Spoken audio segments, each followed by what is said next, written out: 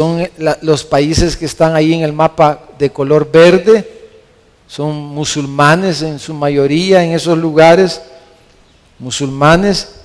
Los hinduistas o hindúes, que son los rojos, el mapa rojo, la India, ¿verdad? Que son hinduistas. Los budistas, que son los amarillos.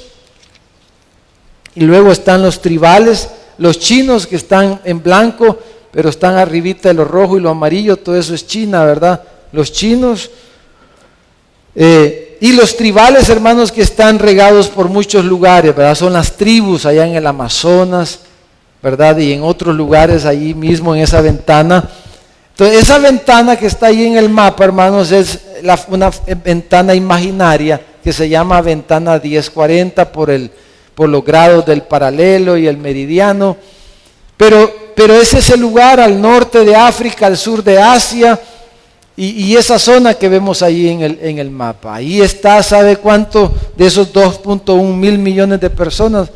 El 95% de esos 2.1 mil millones de personas viven en esa ventana. El 95% de esos 2.1 mil millones de personas viven ahí en ese lugar. Y esas son las personas. Ahí están, hermano. Ahora, una pregunta que deberíamos de hacernos es: ¿por qué hay tanta persona que tiene poco o nada de acceso ahora al Evangelio en el mundo, hermano? ¿Quién es el responsable de eso? ¿Quién creen ustedes que es el responsable de eso, hermano? De que esa realidad vivamos hoy día en el mundo. ¿Quién, hermano? Nosotros, la iglesia. Claro, no solamente nosotros, toda la iglesia y de la iglesia en todos estos siglos. Hemos sido y somos responsables de que todo ese montón de personas no tienen acceso al Evangelio. Somos responsables, ¿por qué? Porque nosotros hemos vivido para nosotros mismos. Y eso hablamos la semana pasada. No hemos vivido para la gloria de Dios y para el propósito de Dios y para la misión de Dios, sino que nosotros hemos vivido para nosotros mismos. Queremos la bendición de Dios para nosotros mismos, ¿verdad? Para nuestros hijos, para nuestras familias.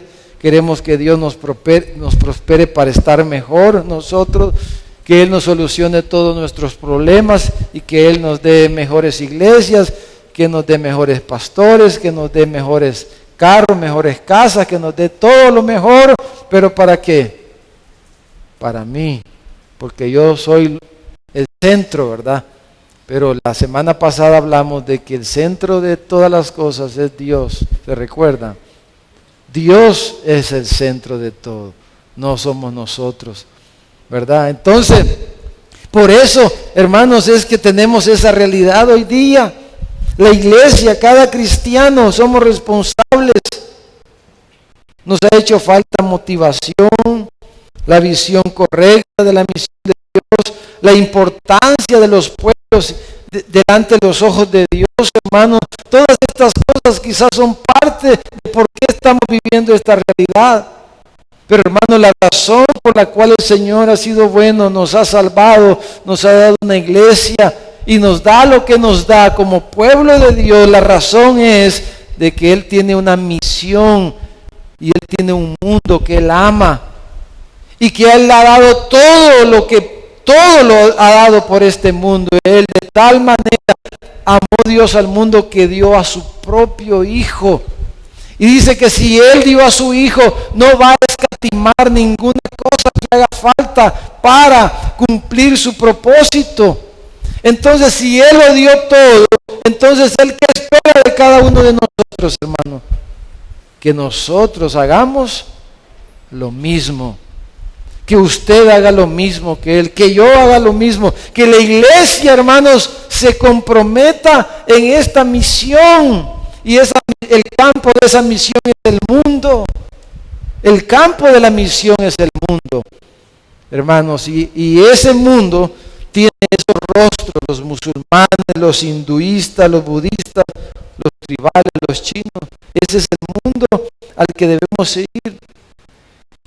Marcos, ¿verdad? Usted está en Marcos 6, mire el versículo 34. Dice que salió Jesús y vio una gran multitud. ¿Y qué tuvo, hermanos?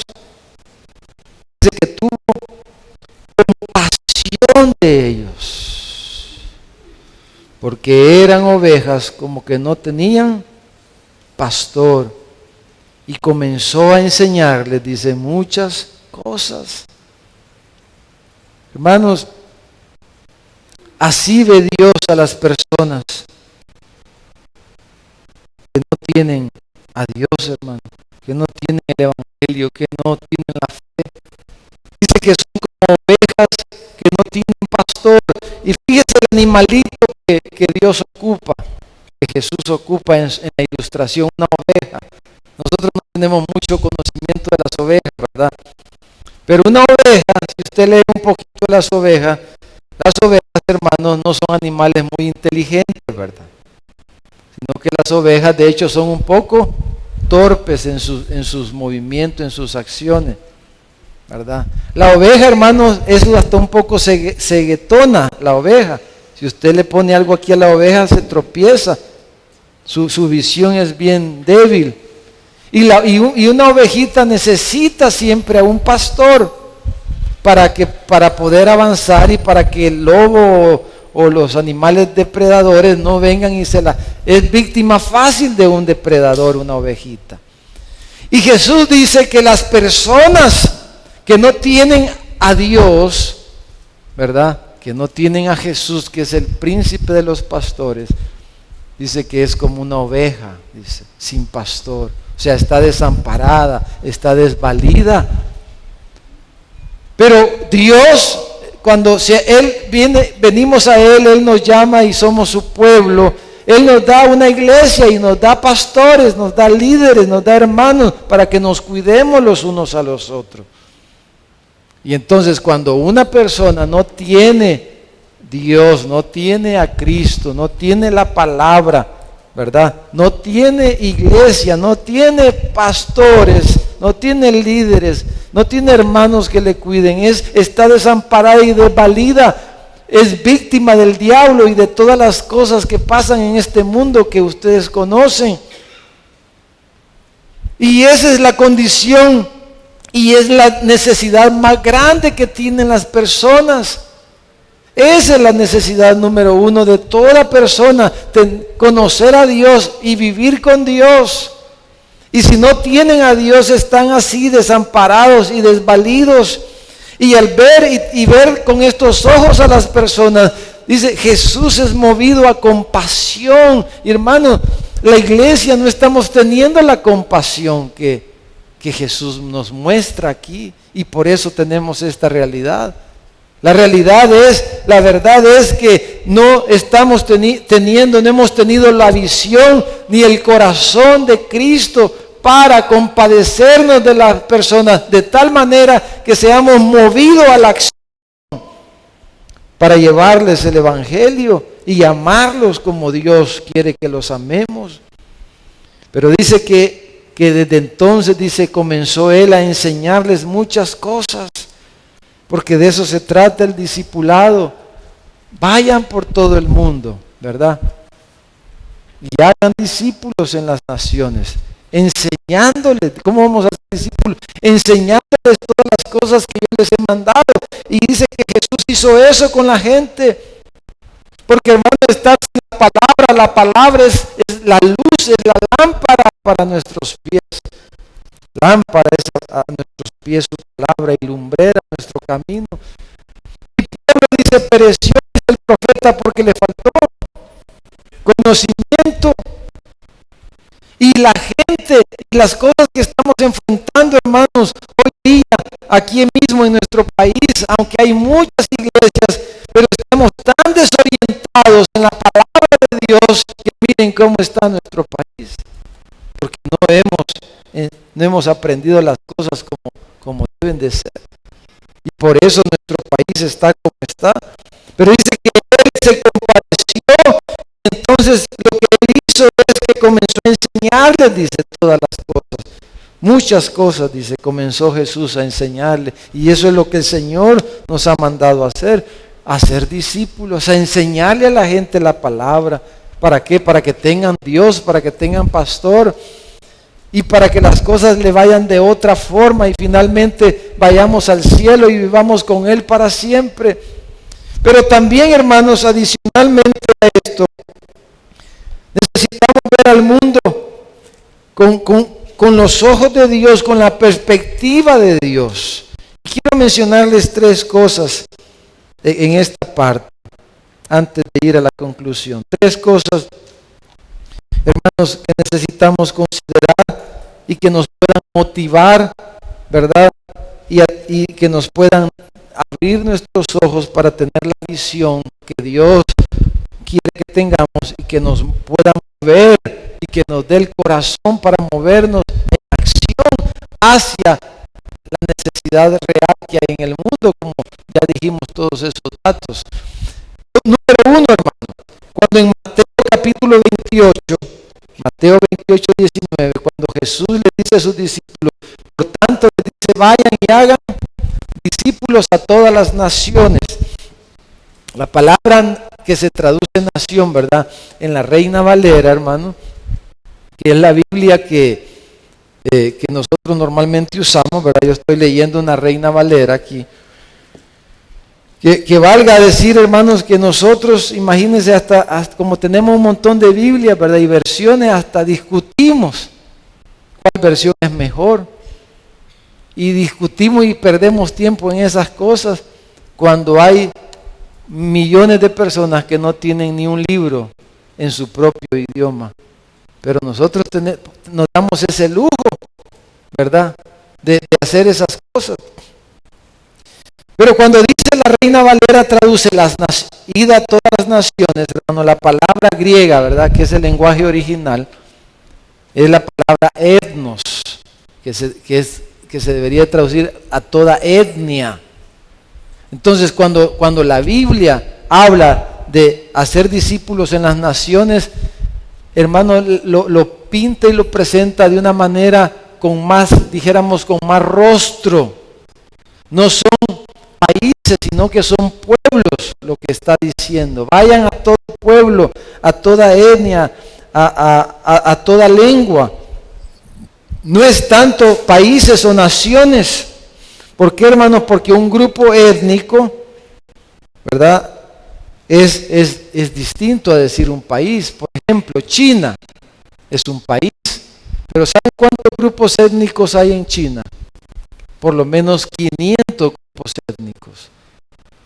Y cada grupo étnico es distinto en su lenguaje muchas veces, en sus costumbres, ¿verdad? En su cultura, en su forma de ser. Y usted no puede llegar al corazón y a la necesidad de una persona si no sabe quién es la persona. Si usted no conoce a la persona, si usted no sabe lo que está viviendo la persona, si no sabemos, no podemos ser movidos, no podemos ser conmovidos. Y cuando decimos países o naciones, nos perdemos ahí y nos olvidamos que no se trata de países, de naciones, sino que se trata de personas. Como cuando decimos nosotros aquí mismo en nuestra Jerusalén, la colonia San Ernesto o Santana Norte, ¿verdad? Vamos a trabajar en Santana Norte. Pero no se trata de Santana Norte, se trata de las personas que viven en Santana Norte. Y esas personas tienen un rostro, esas personas tienen una familia y tienen una realidad que están viviendo. Por eso dice etnia, pueblo, un pueblo. Porque, hermanos, cuando hablamos de etnia, entonces hablamos de color de piel, de personas específicas con su propio lenguaje, sus propias costumbres, sus propias necesidades, sus propias situaciones. Entonces debemos de pensar en esos términos. Número 2, cuando dividimos el mundo, hermanos, en 2 grupos, normalmente pensamos en salvos y no salvos, ¿verdad? Así pensamos los evangélicos. Pero necesitamos pensar de otra forma, como vamos a ver ahí en la pantalla. Debemos de dividir al mundo de 2 formas. alcanzados y no alcanzados. Alcanzado, hermano, no quiere decir salvo. Alcanzado quiere decir que tiene acceso al Evangelio. Por ejemplo, aquí, todos los salvadoreños y todos los santanecos han sido alcanzados. Sí, no todos son salvos, pero todos han sido alcanzados. ¿Por qué? Porque todos tienen acceso al Evangelio. Todos los que vivimos aquí en Santana, nadie va a decir, mire, yo nunca escuché. Si en la esquina de seguro había una iglesia. Nadie va a poder decir aquí en Santana, yo nunca supe de Cristo, ni del Evangelio, ni de todo eso. Entonces todos nosotros los salvadoreños ya fuimos alcanzados, porque el Evangelio está accesible a nosotros. Tenemos la Biblia en nuestro idioma, tenemos iglesias, tenemos estaciones de radio, tenemos estaciones de televisión, etcétera, etcétera. Somos alcanzados. Pero hermanos, esos 2.1 mil millones de personas son alcanzados, no tienen acceso al Evangelio o tienen muy poco acceso al Evangelio. Entonces, ¿por qué esto es importante? Más importante que pensar en salvo o no salvo. Porque, hermano, la salvación no depende de nosotros, sino ¿de quién? De Dios. Usted puede predicarle a alguien y la persona no creer. Y puede predicarle a alguien quizás toda la vida y a lo mejor no crea, porque el creer no depende de usted, depende de Dios. Él es el único que salva. Él es el que puede convertir el corazón y hacer nacer de nuevo a una persona. Nosotros no podemos producir eso. Esa no es nuestra responsabilidad, que las personas se salven, no es nuestra responsabilidad. Si alguien murió sin ser salvo, no es su responsabilidad si se salvó o no. Pero esto sí es nuestra responsabilidad. Si fue alcanzado o no alcanzado. Porque como dice Romanos 10, ¿verdad? Romanos 10 dice, ¿cómo creerán? Dice aquel de quien no han oído. ¿Y cómo oirán sin haber quien les predique? Entonces nuestra responsabilidad es que oigan. Y que oigan bien, por supuesto. Dios nos va a pedir cuentas si les hablamos y si les hablamos bien, porque a veces hablamos y hablamos distorsionado el Evangelio. Eso sí nos va a pedir cuenta el Señor. Si hablamos y si hablamos bien, como hablamos, nos va a pedir cuenta. Entonces sí es nuestra responsabilidad llevar el Evangelio y hacer accesible el Evangelio a las personas, que las personas escuchen. Ahora, si fueron salvas o no, ese ya no es su problema, ese es problema de Dios, es cosa de Dios. Él salva a los que Él quiere salvar. Y Él sabe en su soberanía quién será salvo y quién no. Yo no sé quién se va a salvar y quién no. Nosotros quisiéramos, ¿verdad?, que todos se salven. Pero al final sabemos que no todos se van a salvar. Pero sí es nuestra responsabilidad como cristianos, como iglesia, de llevar el Evangelio y que las personas escuchen, comenzando por su propia casa. Porque a lo mejor en su propia casa usted tiene hijos o algún familiar, a alguien que no ha conocido, no ha creído el Evangelio. En el vecindario hay personas que no han creído y es nuestra responsabilidad hablarles. Pero tenemos estos millones de personas en otros lugares que no tienen nada de acceso y es nuestra responsabilidad ir también, porque Jesús nos dijo, vayan y hagan discípulos, no solo en Santa Ana, sino hagan discípulos también en su país, hagan discípulos en América y hagan discípulos hasta lo último de la tierra. Y Él nos mandó a hacer eso, es nuestra responsabilidad como iglesia. Amén, hermano. Que sea accesible el Evangelio a ellos. Y nosotros debemos de trabajar y debemos de dar nuestros recursos y debemos de hacer lo que está a nuestro alcance para que esto se lleve a cabo. Esa sí es nuestra responsabilidad. Y por último, hermano, es que podamos ver, como hablamos la semana pasada, hermanos, que cada persona es un adorador en potencia. Nuestra motivación primaria, hermanos, para compartir el Evangelio, ¿cuál es? ¿Es la necesidad de las personas o es el Dios que nos manda a hacerlo? ¿Cuál debe de ser nuestra motivación? No, dices que Él no necesita, pero esa no es nuestra mayor motivación. O Él sí necesita mucho, esa no debe de ser nuestra motivación, sino que nuestra motivación debe de ser que Dios, Él nos ha dicho que lo hagamos, ¿verdad? Que Él nos ha mandado a hacerlo y que Él quiere salvar a las personas. Si nosotros tenemos ese panorama, hay muchas cosas que en la práctica van a cambiar, hermano. Para empezar, no vamos a estar forzando a las personas, porque no es obra de nosotros la salvación. Nosotros les vamos a hablar, pero le vamos a dejar el lugar al Espíritu Santo para que el Espíritu Santo los convenza de pecado, ¿verdad? De juicio, y les haga ver su necesidad. Porque sabemos que es cosa de Dios. Y si nadie se interesa y si nadie muestra y no hay conversiones, entonces vamos a decir, como no hay necesidad o como la gente no quiere, vamos a dejar de predicar. No, porque nuestra motivación no es eso.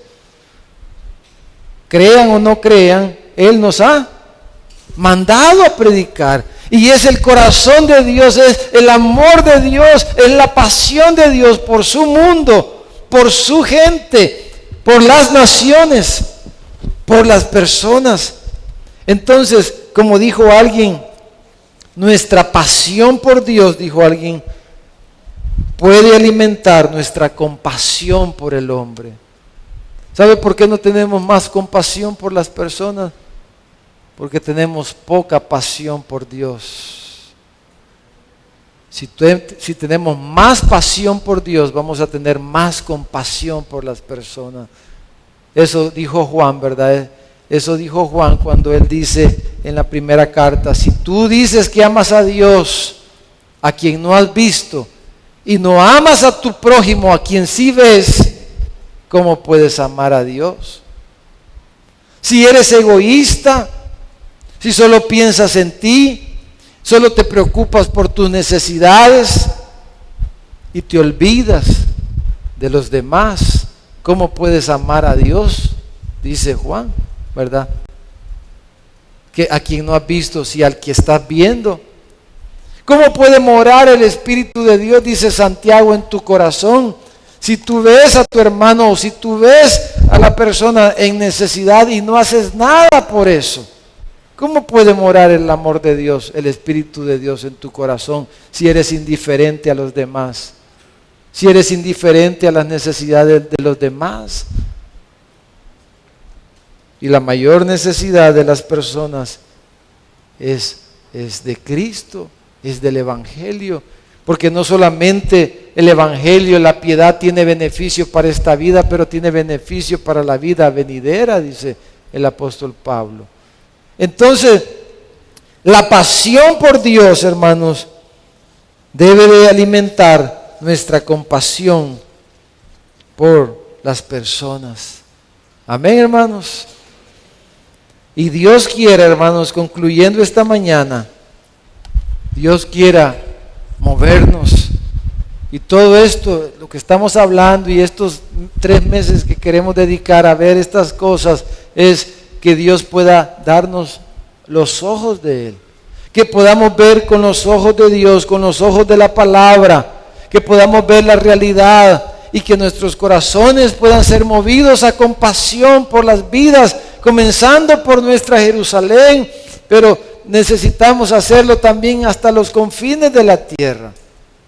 Que Dios, hermanos, quiera en su gracia, hermanos, usarnos con su poder, y que no seamos como Jesús le dijo a sus discípulos, ¿verdad? Ustedes dicen, les dijo, que todavía no es tiempo de la cosecha, pero yo les digo que aquí les dijo, alcen sus ojos, les dijo, vean los campos, miren los campos, porque ya están blancos para la siega. Ustedes dicen faltan 4 meses para la siega, pero yo les digo ya es hora de que de que se recoja la siega. Es hora de la siega. Hermanos, hay una gran cosecha esperando por la iglesia. Hay una gran cosecha esperando por nosotros y que hay que levantarla. Patrick Johnston, de Operación Mundo, dijo estas palabras: estamos viviendo, dijo él, el momento de la mayor cosecha para el reino de Dios. La cosecha, dijo, que el mundo jamás ha visto. Hermanos, vivimos en los últimos tiempos y ahora es tiempo para cada uno de nosotros de poner las manos en el arado de Dios, en el arado del Evangelio. Jesús le dijo a sus discípulos: ninguno que poniendo su mano en el arado mira hacia atrás es apto para el reino de Dios. No es que el poner las manos en el arado, no es que hacer obras o hacer evangelismo o hacer misiones, como le llamemos, esa es condición para nuestra salvación. No estamos diciendo eso. Lo que quería decir Jesús es que cuando ponemos nuestras manos en el arado y trabajamos para levantar la cosecha que Dios quiere levantar y que Él ya en su plan tiene, entonces eso muestra quiénes somos. ¿Quién es usted y quién soy yo? Y muestra hacia dónde vamos nosotros. Cuando ponemos las manos en el arado y vamos y hacemos lo que Dios nos ha mandado, eso da testimonio de quién soy yo y hacia dónde voy yo. Cuando alguien es indiferente al arado, cuando alguien es indiferente al trabajo que Dios nos ha encomendado de hacer discípulos hasta lo último de la tierra, entonces eso pone en duda quién es esa persona y hacia dónde va esa persona. Eso pone en duda el entendimiento que la persona tiene y hasta dónde esa persona está en comunión con Dios y tiene un compromiso con Dios. Pero cuando una persona pone sus manos en el arado y ara la tierra y prepara el campo y hace el trabajo que Dios nos ha mandado a hacer, entonces eso da testimonio de quién es esa persona y hacia dónde va esa persona. Que por la gracia de Dios Él haga eso en cada uno de nosotros, hermanos, y que esta mañana podamos decirle: Señor, ¿cuántos tienen manos aquí, hermano? Puede hacerle así como le estoy haciendo yo. Usted puede decirle: Señor, sin pena, hermano, sin pena, ¿verdad? Y el Señor usa estas manos para tu gloria. Úsame, Señor, usa estos pies para tu gloria, para tu propósito. Mire esto, las manos más o menos son bonitas y todo, ¿verdad? Pero los pies, hay pies bien bonitos, hermano. Pero hay pies bien feitos, ¿verdad? Por eso, galán, que nos ponemos zapatos, hermano, porque ahí ya no nos lo ven, ¿verdad? Entonces, pero hay una manera que los pies de todos sean bonitos, fíjese. Usted ya sabe cuál es, ¿verdad? Romanos 10 habla de eso. Dice: cuán hermosos, dice, son los pies de los que anuncian la paz, de los que anuncian las buenas nuevas. Qué hermosos son los pies de los que hacen el trabajo del Señor. Qué hermosas son las manos, hermanos, de aquellos que hacen la obra del Señor. Que por la gracia de Dios, cada uno de nosotros, hermanos, podamos encontrar nuestro rol, dónde encajamos, cómo Dios nos quiere usar. Acuérdese que somos un cuerpo. Unos somos ojos, otros somos rodillas, otros somos codos, otros somos uñas, otros somos dedos, etcétera, etcétera. Y cada miembro tenemos una función. Y si usted, Dios lo salvó y lo ha hecho parte de su iglesia y de esta iglesia, usted tiene que encontrar dónde encaja usted. Y mire, cuando uno está en lo que Dios quiere que esté, ahí encuentra uno felicidad. Porque esa es la búsqueda ciega del hombre, ¿verdad? Que quiere ser feliz. Pero como dice aquel corito famoso, solo Dios hace al hombre feliz, dice. La vida es nada, dice, todo se acaba. Pero solo Dios, hermano, hace al hombre feliz. Vamos a orar. Padre, te alabamos y bendecimos esta mañana. Oh Dios, porque tú eres bueno, Señor. Porque tú nos has escogido, Señor, para para tu gloria. Nos llamaste del norte, nos llamaste del sur, del este, del oeste, Señor, y nos formaste y nos hiciste para tu gloria, para tus propósitos. Señor, úngenos con tu Espíritu, Señor, para poder hacer el trabajo que tú nos has encomendado. Gracias, Señor, porque un día tú nos llamaste y nos salvaste. Señor, pero tú no